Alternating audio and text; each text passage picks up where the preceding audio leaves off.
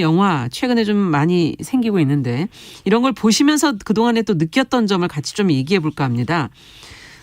최근에 특히 화제가 되는 작품들이 많은데 어떤 드라마를 인상적으로 보셨는지부터 좀 여쭤볼까요? 이진송 편집장께 먼저 여쭤볼게요.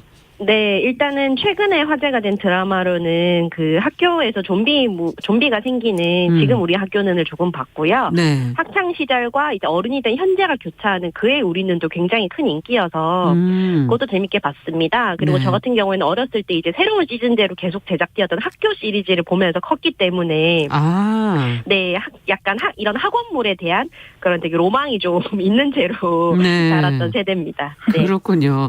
어떠세요, 최유경 활동가는? 네, 사실 저는 사실 드라마를 이렇게 잘 보는 편이 아니라서 최근에 이제 유행하는 것들은 거의 못 봤고요. 네. 다만 저도 이제 이진송 편집장님처럼 이제 약간 어린 시절에 학교 로맨스물에 대한 또 어떤 로망들이 있었어서 이제 학교 2013을 보면서 이제 이종석 배우를 좋아했던 기억을 준비하면서 떠올렸습니다. 지금 벌써 웃고 계시는 거로 봐도 얼마나 좋아하셨는지가 좀 느껴지기도 하는데요. 예. 근데 왜 이렇게 학교가 영화나 드라마 배경으로 많이 나오게 되는 걸까요? 한번 생각해 보신 적이 있으세요? 두 분께서? 일단은 이제 이야기를 만드는 입장이나 소비하는 입장에서 좀 둘 다 이중적인 욕망이 있다고 봤어요. 일단 현실의 축소판이라는 인식이 강하고요. 학교라는 공간이. 네, 아무래도 제한된 공간 안에서 좀 밀집되어 있는 다양한 인간 군상을 좀 짧은 시간 안에 많이 잘 보여줄 수 있는 장치이기도 하고요. 한편으로는 또 과거 속에서 추억을 미화하는 인간 특성상 이런 학창 시절을 좀 낭만화하고 상대적으로 좀 타자화하는 경향 때문이 아닌가. 그 시절은 참 좋았지, 아련했지, 우리는 풋풋하고 순수했지, 세상이 찢은 때가 묻지 않았지, 그립다. 약간 이런 감정도 학원물의 인기나 이제 학원이 자주 배경으로 등장하는 좀 이유가 아닐까 생각을 합니다. 그러네요. 뭐 인물을 여러 장소가 아니라 한 곳에 모여서 다 보여줄 수 있다는 장점도 있고. 자, 그렇다면 최유경 활동가께서는 어떻게 보세요? 그리고 또 학원물 하면 어떤 공포나 추리 배경을 빼놓을 수가 없는 것 같은데요. 맞아요. 이제 특히 여고의 담이나 뭐 경성학교, 뭐 최근에는 또 티빙에서 방영했던 여고추리반처럼 학교가 이제 공포나 추리물의 배경이 되는 경우를 되게 많이 보게 되는 것 같아요. 근데 이제 이에 대해서 학교가 이미 학생들에게는 어떤 웬만한 귀신이나 또 전설들보다 어떤 억압과 차별로 또 공포스러운 공간이기 때문에 오히려 아예 오컬트적으로 이런 극대화된 공포물을 찍는 것이 좀 학교의 폭력적인 실상들을 가려주는 역할을 하고 있다는 생각이 드는 것 같아요. 사실 여고괴담 같은 경우에는 실제로 그 내부에서 입시 문제가 영화 내의 갈등을 촉발하는 또 중요한 요인으로 등장하기도 하고요. 네. 진짜 말씀을 듣고 보니까 우리 사회의 문제들이 그 안에 고스란히 녹아 있는 것 같다는 생각도 들고, 앞서 사회의 축소판이다 이런 표현을 해주셨는데 공감이 되기도 하고. 어떻게 보십니까? 실제로 이 학교라는 공간을 어떻게 두 분은 들여다보고 계세요? 이진송 편집장께 여쭤볼까요, 먼저?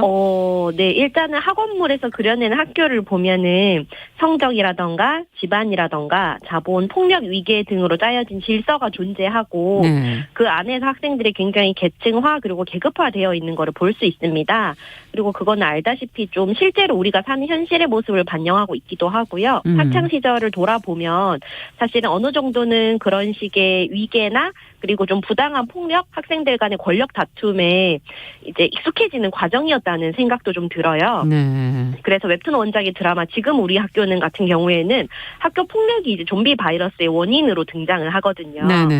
좀비 바이러스의 특징이 두려움이 분노로 바뀌면서 강한 에너지를 갖게 된다는 점인데 이거에 대해서 학생들이 처한 시스템이 되게 두려움을 기반으로 이루어져 있다는 암시가 있다라는 지적이 있었습니다. 그러니까 예를 들면 입시 경쟁에서 낙오하지 않을까 하는 두려움도 있고, 네, 학교 폭력 앞에서 보호받지 못하는 두려움도 있고요. 네, 아무래도 드라마의 위기 상황이 또 세월호 은유라는 지적도 많았는데 무능한 시스템이라던가 무력한 어른들 그리고 돈이 없고 힘이 없는 어린 학생들은 구조의 1순위가 될 수 없다라는 인식을 학생들이 알고 서로 얘기한다는 점들이 특히나 이렇게 학교가 사회 축소판으로 많이 은유하고 있다는 생각을 했습니다. 네, 두려움이 분노로 간다 그 표현이 참 맞아요. 어느 정도 공감되는 부분이 있네요.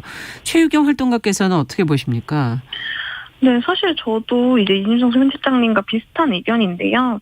사실 저는 이제 학교가 사회 전반, 사회 축소판이기도 하겠지만 동시에 또 오히려 군대에 가까운 공간이라고 느끼는 것 같아요. 사실 어떤 이렇게 잘 그런 구성 요소들을 따져보면 뭐 폐쇄적인 공간 내에서 불필요한 노동과 요구에 복무해야 하고 또 종이 치는 대로 이제 일과를 운영해야 하고 또 교사나 대장의 역할이 내부 인원의 통제와 폭력이라는 것을 생각해 보면 사실 사회에 학교나 군대 또 교도소 말고는 그런 식의 억압이나 폭력들이 정당화되는 곳은 거의 없거든요. 그런 면에서 이진석 센터장님께서 얘기해 주신 그런 공포를 기반으로 하는 그런 움직임들이 되게 공감이 가는 것 같습니다. 네, 몇 가지 비슷한 점을 골라주시니까 좀 뜨끔하기도 하고 놀랍기도 하고 좀 그러네요. 학교라는 게 어찌 보면 또 어른들이 아까 이제 무능한 시스템 이런 얘기 해주셨지만 또 어른들의 이권에 따라 또 좌우되는 공간이다라고 말하는 분들도 있고요. 학생 역시 또 그렇게 움직여지는 존재로 많이 그려지고 있지 않습니까? 이런 점은 어떻게 보십니까? 일단은 아무래도 학교를 좀 이런 공간으로 그려내는 게 사회 구조에 대한 불신이 반영된 거라고 생각을 해요. 권력과 유착한 비리가 있고 개개인은 거기에 복무하는 꼭두각시거나 이제 자리 보전에 연연하는 비겁한 어른으로 많이 나오거든요. 그리고 이런 보호받아야 하는 학생들은 좀 무력하다라는 식으로 많이 그려지는데 주인공이 이러한 비리나 부조리에 이제 굉장히 정식으로 대응하는 서사를 만들기 위해서 학교라는 공간이 그렇게 세팅되는 것도 있는데 네. 한편으로는 만드는 입장에서 학생들을 마냥 어리고 무결한 피해자로 보는 것도 어떻게 보면 그 안에서 살아가는 학생들을 소외시키는 접근이라는 생각을 저도 했습니다. 너무 피해자로만 보는 것은 학생들의 어떤 주체성을 좀 앗아가는 것이다. 지금 이렇게 평가를 해주셨는데 최유경 활동가께서는 어떻게 보세요? 근데 사실 이제 미디어는 그 시대의 시대상을 또 일정 부분 반영하다 보니 이제 어느 정도 현실을 반영하고 있다고 느끼는데요.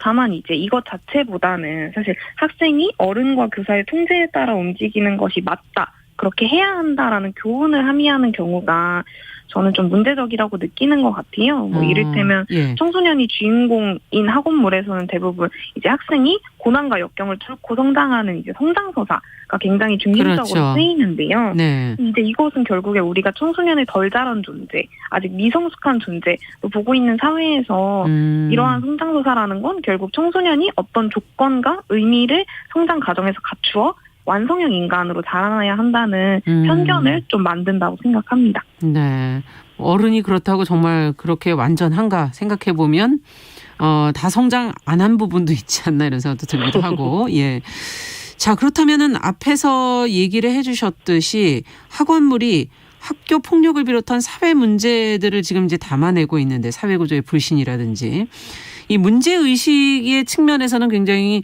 좋다든가 이 부분은 굉장히 사실적이라든가 이렇게 느끼신 구체적인 사례들이 좀 있을까요?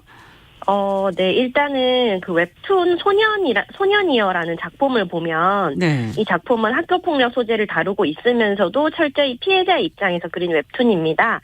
그래서 그냥 단순히 사적 응징을 통해서 어떤 통쾌함을 주는 것이 그 중심이 아니라 이 학교 폭력이 어떻게 피해자들에게 이제 트라우마를 남기고 가해자 무리들이 어떤가에 대해서 이제 성찰을 하는 내용이거든요. 그래서 가해자 무리들이 그냥 마냥 극악무도하고 나쁘고 이런 존재가 아니라 상당히 좀 영리하고 영악하게 그려지기도 해요. 학교 폭력을 휘두르면서도 선생님 같은 어른 앞에서는 굉장히 눈치 빠르게 행동하면서 내가 철없는 청소년이다라고 스스로를 좀 약자로 프레이밍을 해서 빠져나가려고 하는 점을 좀 강조를 한다던가 피해자들이 졸업 후에도 트라우마에 시달리고 가해자들이 여전히 잘 살아가는 현실을 좀 지적하기도 합니다.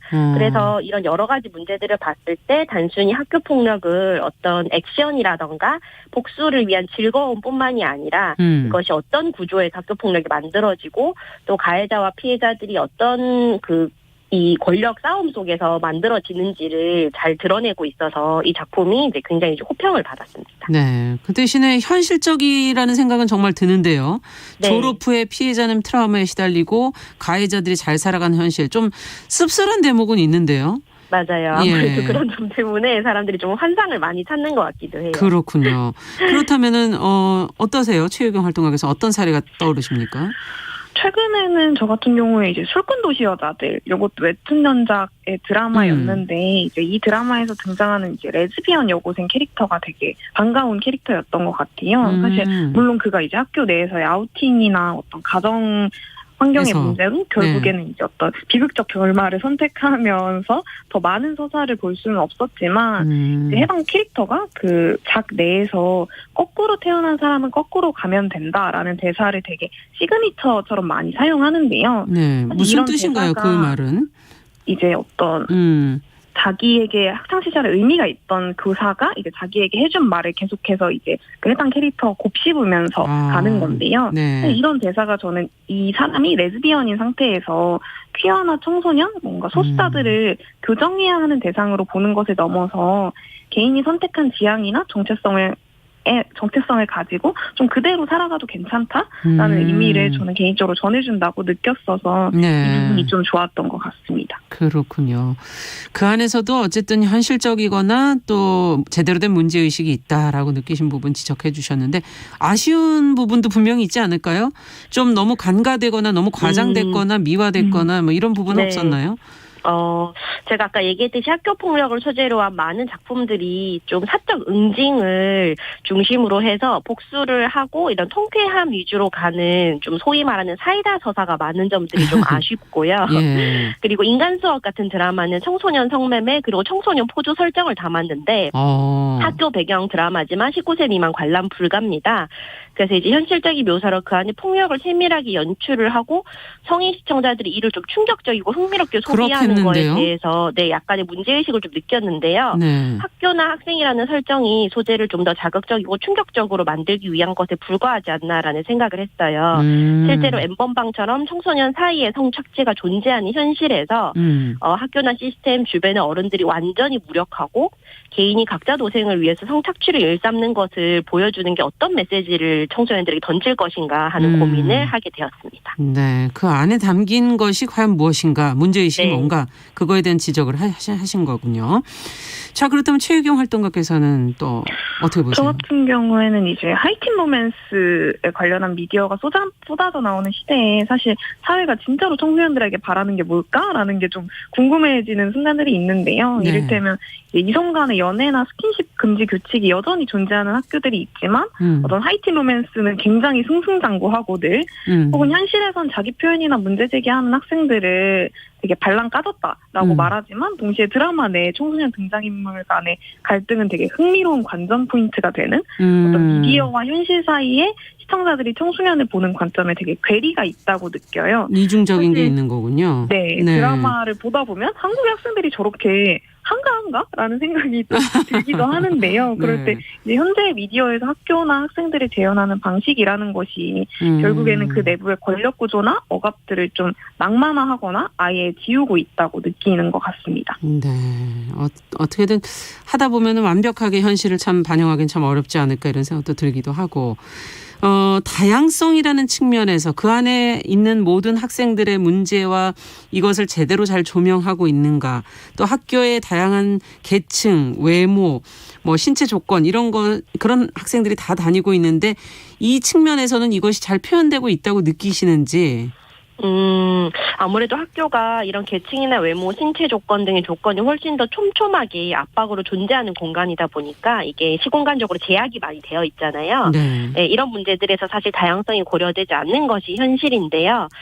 교복을 입은 보기 좋은 청소년의 모습이라는 것이 사람들의 무의식 속에 딱 고정이 되어 있는 것 같아요. 그래서 상대적으로 다양한 외모나 국적의 학생들이 등장하지 않아서 다 누가 봐도 이제 그 동아시아의 한국인이고 그리고 여학생들은 거의 다 소위 말하는 저체중의 풀 메이크업 상태라는 점이 조금 아쉽다고 볼 수 있습니다. 네, 이런 것들은 이런 미디어 속에서 제대로 표현이 되고 있나요? 어떻게 보십니까? 그 부분은? 최유경 활동가께도 여쭤보죠. 네. 어쨌든 2015년에 사실 어떤 서남여고 탐정단이라는 드라마에서 여고생 간의 키스씬을 방영했었는데요.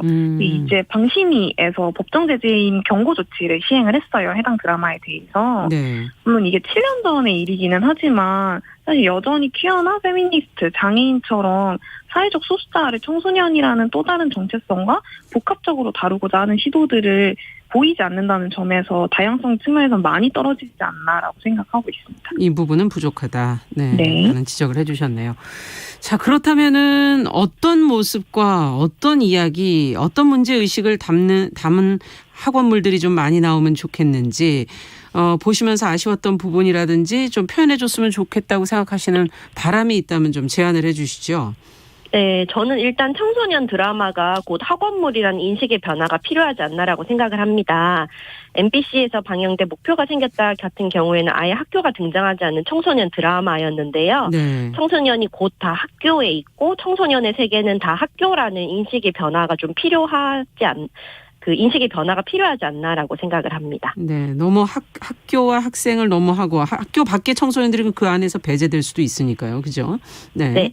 새로운 개념을 좀 가졌으면 좋겠다는 얘기를 해주셨고 최유경 활동가께서는 끝으로 어떤 문제 의식과 뭐 제안을 해주시겠습니까? 네, 저도 어쨌든 학교나 교육공간 바깥에 살고 있는 청소년 서사들이 필요하다고 느끼고요. 동시에 더 이상 좀 죽거나 혹은 과거로서만 등장하지 않는 청소년 등장인물들이 좀 입체적으로 많이 나오면 좋겠다라는 생각들을 했던 것 같습니다. 네, 죽거나 그런 모습을 안 보여줬으면 좋겠다라는 제안까지 네. 해주셨네요.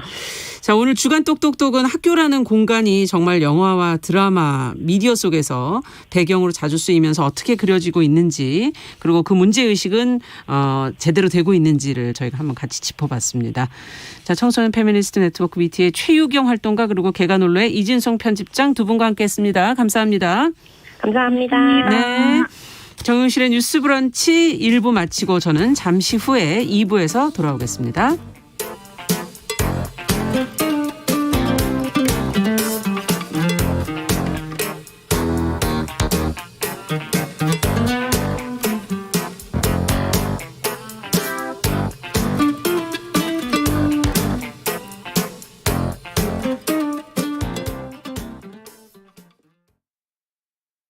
지금 시각은 11시 30분입니다.